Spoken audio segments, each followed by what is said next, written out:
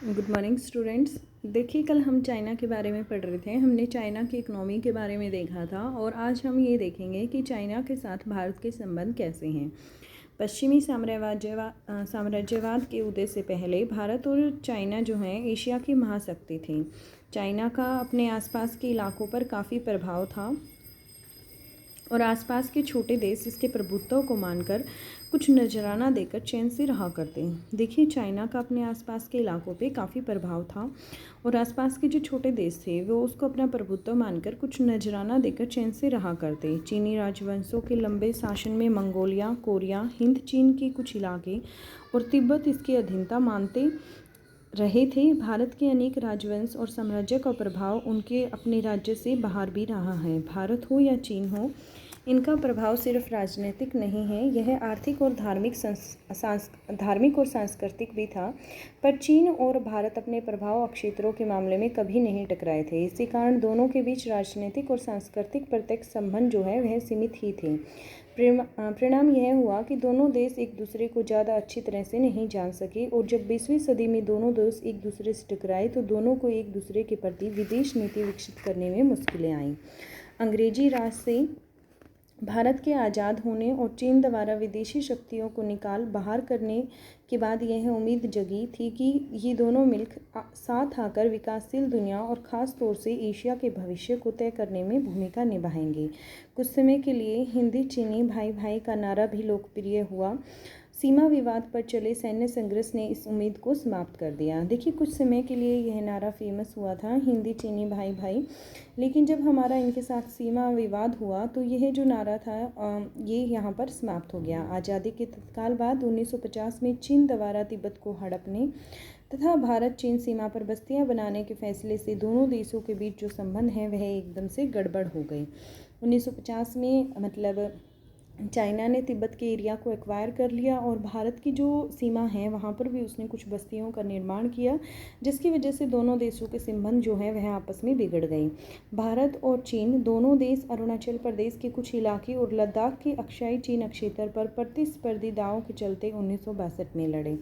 ये मैं आपको पहले ही पढ़ा चुकी हूँ कि 1962 में हमारी चाइना के साथ लड़ाई हुई थी, ठीक है।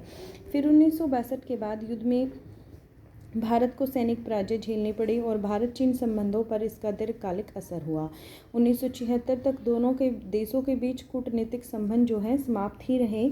इसके बाद धीरे धीरे दोनों देशों के बीच संबंधों में सुधार हुआ और 1970 के दशक के उत्तरार्ध में चीन का राजनीतिक नेतृत्व बदला। चीन की नीति में अब वैचारिक मुद्दों की जगह व्यवहारिक मुद्दे प्रमुख होते गए, इसलिए चीन भारत के साथ संबंध सुधारने के विवादास्पद मामलों को छोड़ने को तैयार हो गया। 1981 में सीमा विवादों को दूर करने के लिए वार्ताओं की श्रृंखला भी शुरू की गई।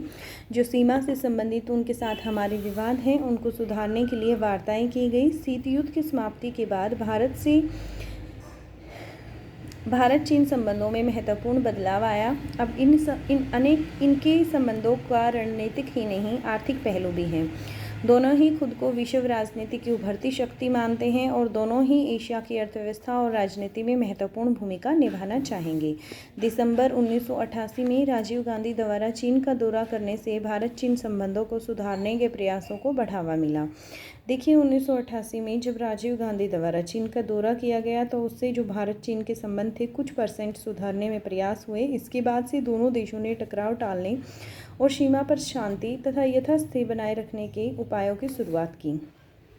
दोनों देशों ने सांस्कृतिक आदान प्रदान, विज्ञान और तकनीक के क्षेत्र में परस्पर सहयोग और व्यापार के लिए सीमा पर 4 पोस्ट खोलने के लिए समझौते भी किए।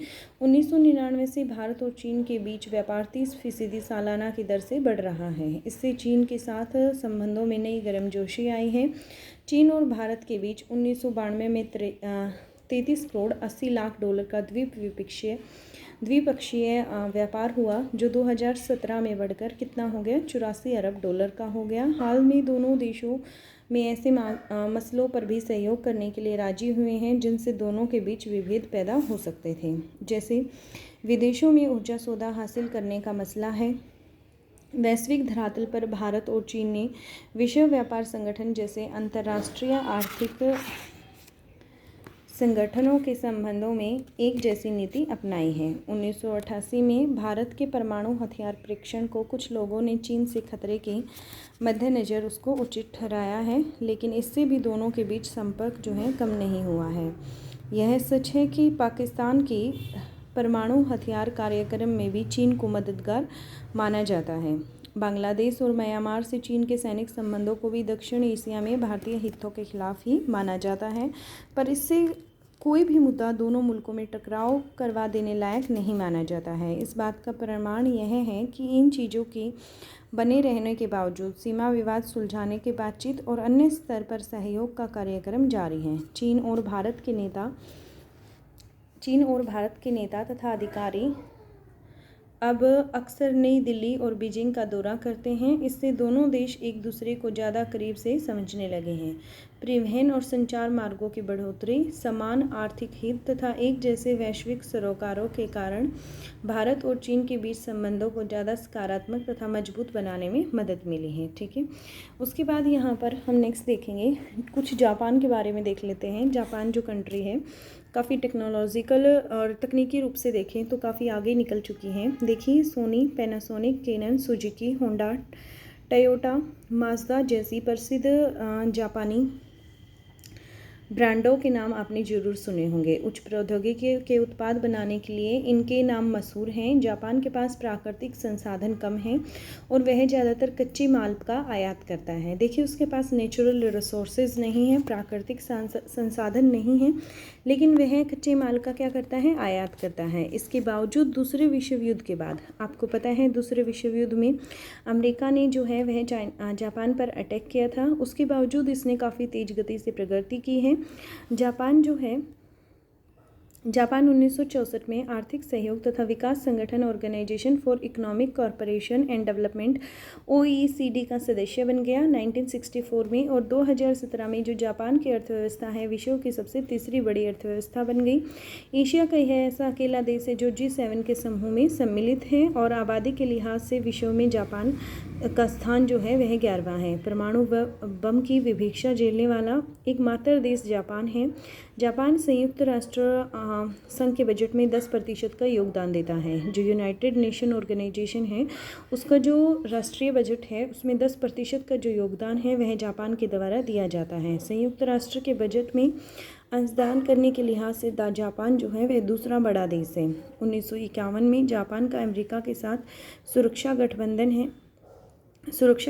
है। जापान के संविधान के अनुच्छेद 9 के अनुसार राष्ट्र के संप्रभु और अधिकार के रूप में युद्ध को तथा अंतर्राष्ट्रीय विवादों को सुलझाने में बल प्रयोग अथवा धमकी से काम लेने के तरीके का जापान के लोग हमेशा के लिए त्याग करते हैं। जापान का सैन्य व्यय उसके GDP का केवल 1% है। फिर भी सैन्य व्यय के लिहाज से विश्व का जापान में 7वां स्थान है। इन तथ्यों को ध्यान में रखकर अनुमान लगाइए कि वैकल्पिक शक्ति के केंद्र रूप में जापान जो है वह कितना प्रभावकारी है। हाल के दिनों में दोनों देशों के बीच उच्च स्तरीय द्विपक्षीय यात्राओं के दौरान हस्ताक्षर किए गए प्रमुख समझौतों के बारे में पता आपको लगाना है। ठीक है, अब देख लेते हैं हम एक बार दक्षिणी कोरिया कंट्री के बारे में। कोरियाई प्रायद्वीपीय को द्वितीय विश्व युद्ध के अंत में दक्षिणी कोरिया, रिपब्लिक ऑफ कोरिया और उत्तरी कोरिया को क्या बोला जाता है, democratic people's republic of Korea की 38 जो डिग्री पैरेलल लाइन से इनको विभाजित कर दिया गया था। ठीक है, और 1950-53 के दौरान कोरियाई युद्ध और शीत युद्ध काल की गतिशीलता ने दोनों पक्षों के बीच प्रतिद्वंद्विता को तेज कर दिया। 17 सितंबर 1991 को दोनों कोरियाई संयुक्त राष्ट्र के सदस्य बने थे, और इसी बीच दक्षिणी कोरिया एशिया में सत्ता के केंद्र के रूप में उभरा था। 1960 से 1980 के दशक के बीच इसका आर्थिक शक्ति के रूप में तेजी से विकास हुआ है, जिसे हान नदी का चमत्कार कहा जाता है। अपने सर्वांगीण विकास को संकेतित करते हुए दक्षिण कोरिया 1996 में OECD का सदस्य बन गया। ठीक है, OECD का सदस्य बन गया। कब बना, 1996 में बना। ठीक है, और जापान कब बना था OECD का सदस्य, 1964 में बना था। OECD की फुल फॉर्म क्या है यहाँ पर, organisation for economic corporation and development. 2017 में इसकी अर्थव्यवस्था दुनिया में 11वीं सबसे बड़ी अर्थव्यवस्था है, और सैन्य खर्च में इसका कौन सा स्थान है, 10वां स्थान है। मानव विकास रिपोर्ट 2016 के अनुसार दक्षिणी कोरिया का जो HDI रैंक है, ह्यूमन डेवलपमेंट इंडेक्स, आप ज्योग्राफी में पढ़ते हैं, ठीक है, तो वो कितना है, 18 है। और इंडिया की बात करें तो 130 प्लस है इंडिया का जो HDI है।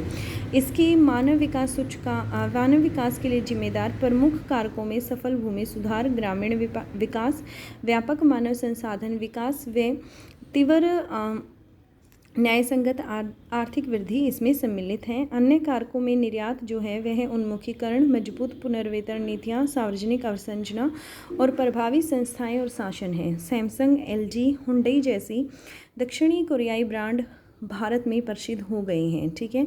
और भारत और दक्षिण कोरिया के बीच कई समझौते उनके बढ़ते वाणिज्यिक और सांस्कृतिक संबंधों को दर्शाते हैं। हाल के दिनों में हस्ताक्षर किए गए प्रमुख समझौतों के बारे में आपको यहाँ पर पता लगाना है, ठीक है। क्लियर हो गया आपको इतना?